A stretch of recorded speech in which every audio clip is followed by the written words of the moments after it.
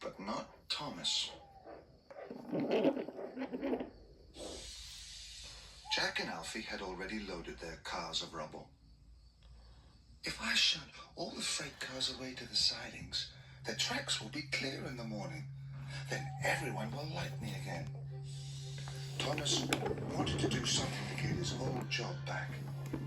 So Thomas started to shunt the freight cars away. Thomas worked very hard. He felt very pleased with himself. Then Thomas saw one last freight car.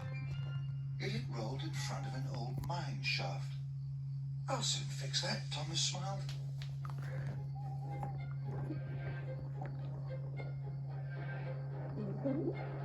Then there was trouble. Thomas bent the car too hard. It rolled forward and disappeared into the mine.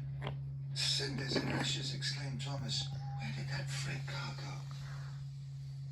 Thomas rolled forward and peered inside. It was very dark. I must finish the job, he huffed. I'll soon find that car. And Thomas puffed into the mine. It was very dark. Thomas was happy he had a bright lamp. He saw the freight car rolling away. Then it disappeared around a bend. Bust my buffers, puffed Thomas. I'd better go after it. The slope was very steep. Thomas whizzed down it and clattered around the bend. Up Thomas whooshed and down he whizzed. Whee! Thomas whistled and whoa! He cried.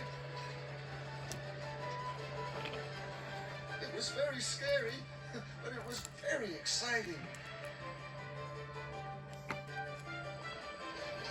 Thomas had almost caught up to the freight car. You won't get away from me, he whistled happily.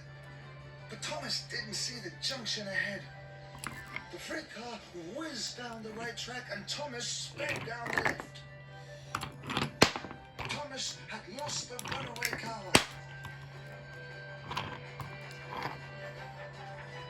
But his roller coaster was so much fun. Thomas soon forgot about the freight car. Then there was trouble. The tunnel ahead was blocked. Oh no, cried Thomas. He applied his brakes, but it was too late. Thomas crashed into the tunnel. With a mighty splash, Thomas landed in a pool of water. Frizzling fireboxes! This tunnel is flooded! He gasped. It didn't feel fun anymore. It felt scary. I wish I was back at Great Water then. He wished quietly.